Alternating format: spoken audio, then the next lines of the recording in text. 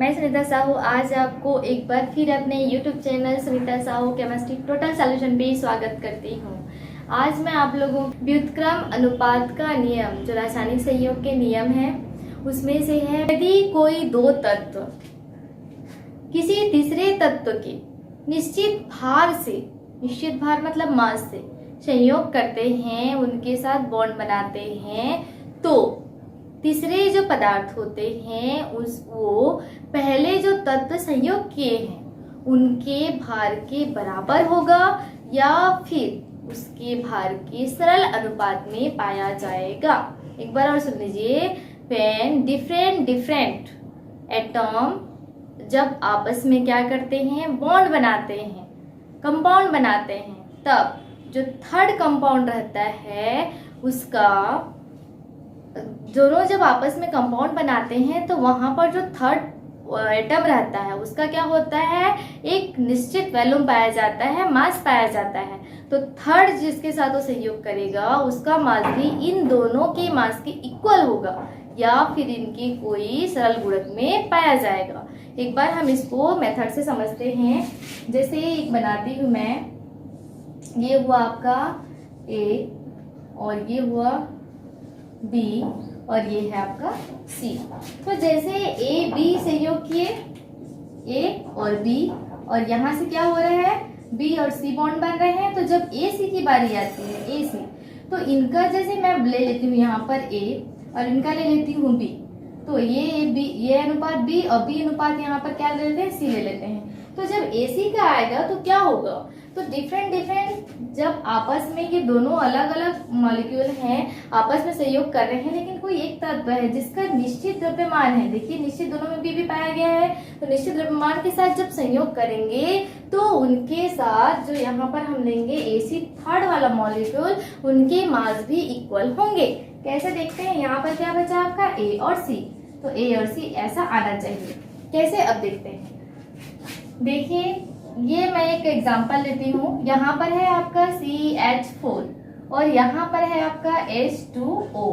तो यहाँ पर क्या है, कार्बन है, जिसके साथ क्या है, हाइड्रोजन है, इसके साथ भी हाइड्रोजन, और यहाँ पे क्या है, ऑक्सीजन है। तो ये कार्बन और ऑक्सीजन के बीच जो बॉन्ड बनेगा, जो मॉलिक्यूल बनेगा, उसका हमको मास निकालना है। तो कैसे निकालना है ये देख लेते हैं।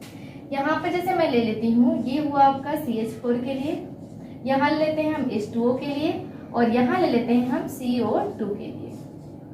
ठीक है, ये आपका कार्बन है और यहाँ पर हाइड्रोजन है। यहाँ पे कार्बन के लिए कितना आया था, कार्बन का जो मास आता है, एटॉमिक मास कितना होता है, 12। यहाँ पे कितना है, 12। और यहाँ पर हाइड्रोजन का एटॉमिक मास कितना होता है, 1। तो 1 into 4, क्योंकि यहाँ पर हाइड्रोजन कितने हैं, 4 हैं, तो 1 into 4 कितना हो गया, 4 हो गया। ठीक है, अब हम किसके लिए निकाल लेते हैं, ऑक्सीजन और हाइड्रोजन के लिए। तो हाइड्रोजन को हम यहीं पर लिख लेते हैं और ऑक्सीजन को यहाँ लिखते हैं। कितना होता है ये देखते हैं। तो यहाँ पर देखिए ऑक्सीजन का कितना होता है, 16, और हाइड्रोजन का कितना हो रहा है यहाँ पर 2। बट हमको कितना करना है, सेम करना है, 4 के इक्वल लेके आना है हाइड्रोजन को। तो क्या करेंगे, हम यहाँ पर इंटू 2 कर देंगे।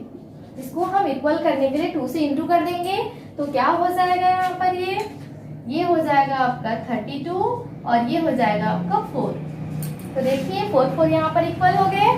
अब आपको निकालना है CO2 का। तो देखिए कितना होता है, कितना होना चाहिए, 12 और 32 होना चाहिए था। C और O का, कार्बन ऑक्सीजन का कितना होना चाहिए, 12 और 32। तो ये होता है कि नहीं ये देख लेते हैं, हम चेक कर लेते हैं। तो देखिए CO2, यहाँ पर कार्बन का मास कितना होता है, एटॉमिक मास होता है 12। ऑक्सीजन का कितना होता है, एक ऑक्सीजन का 16 होता है, बट यहाँ पर 2 ऑक्सीजन है तो कितना होता है, 16 2 जा 32। तो देखिए यहाँ पर भी आ गया 12 और 32, यहाँ भी 12 और 32। मतलब आपका मेथड सही है, इजी है। क्या बनाए हम लोग कि जब दो डिफरेंट एटम या फिर कंपाउंड आपस में क्या कर रहे हैं, बॉन्ड बना रहे हैं, संयोग कर रहे हैं, तो वहां पर जो थर्ड एटम है उसका जो मास होता है वो निश्चित होना चाहिए वहां पर। तो ये निश्चित मास यहाँ पर है।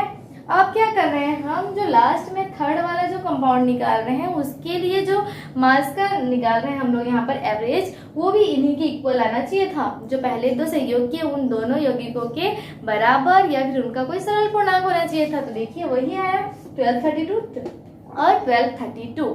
तो ये अगर लॉ, ये नियम अगर आपको समझ में आया है तो लाइक शेयर कमेंट्स और सब्सक्राइब जरूर कीजिएगा। धन्यवाद।